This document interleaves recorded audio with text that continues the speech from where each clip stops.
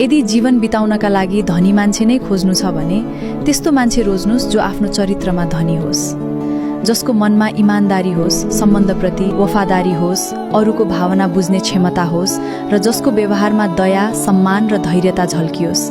किनकि पैसाले ठूलो घर बनाउन सक्छ तर त्यो घरभित्रको शान्ति बनाउन सक्दैन। पैसाले सुविधा किन्न सक्छ तर विश्वास र साँचो माया किन्न सक्दैन। एउटा पुरुषको वास्तविक मूल्य उसको ब्याङ्क ब्यालेन्सले होइन, उसको व्यवहारले निर्धारण गर्छ।